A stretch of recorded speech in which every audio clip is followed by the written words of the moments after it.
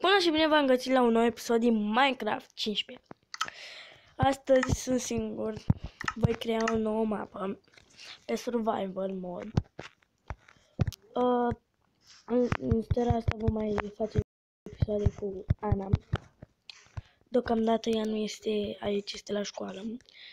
Trebuie să adunăm lemn mai întâi pentru a pământ întâi pentru casă.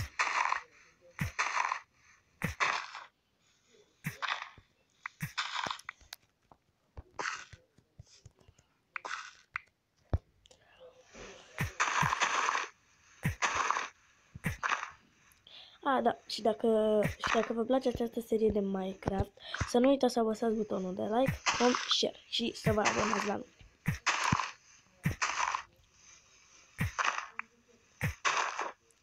Apropo, la mulți ani toate fetelor de 1 martie și de 1 martie o să le mai zic o dată, dar momentan nu a venit 1 martie și vă sugerez să nu uitați ziua bărbaților.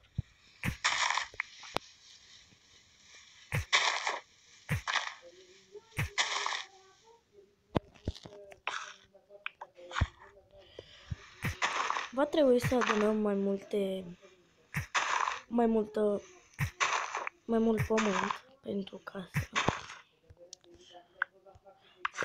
Stați puțin ca să dau să nu moră de foame. Gata, am dat.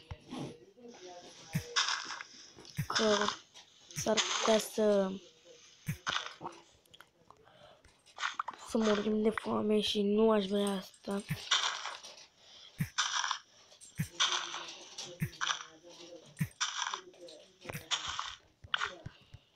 Să lăsați în comentarii ce jocuri multiplayer sau jocuri normale, ce să mai facem.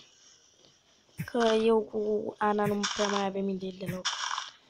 Mi-a dat colegul meu, Mihai, cum v-am mai spus și în episoadele anterioare, un nou joc Pixel Gun, dar cred că nu știu, o să ne apucăm și de el, dar mult mai încolo.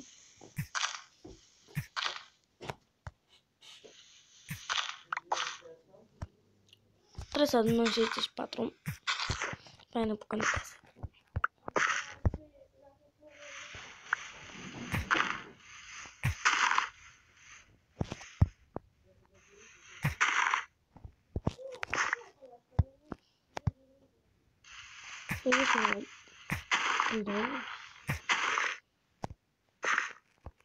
Și 64.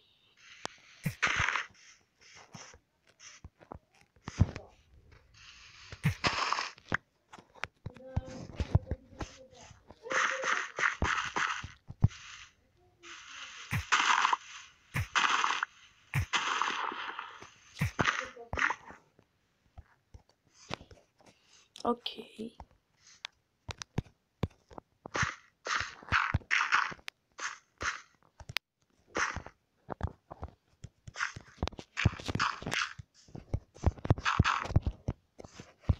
Casa nu va fi foarte mare, deoarece nu avem mult lemn la dispoziție. Lemn,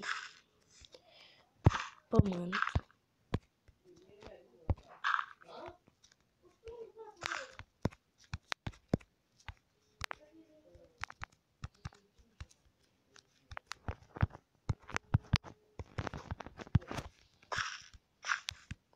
Din păcate nu ce trebuie să punem care.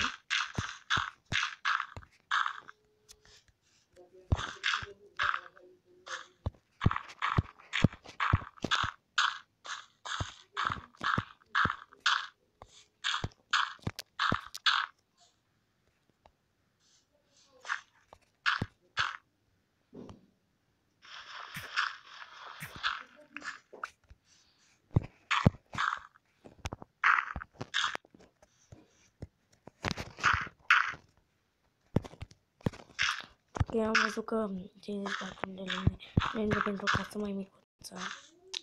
Nu nimic, o să mai adunăm. Vedem noi de unde facem rost de pământ pentru a ne continua căsuța. Și ne va trebui și torți. Foarte multe torți.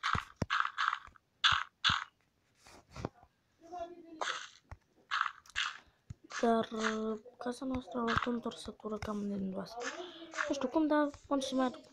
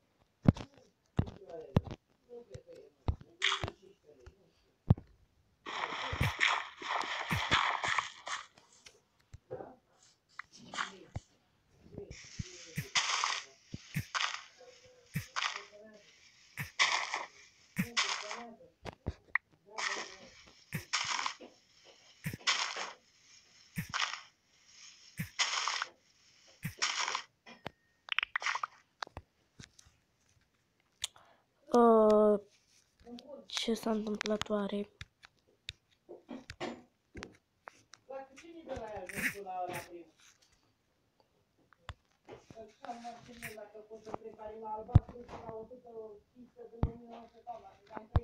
Ce oare are?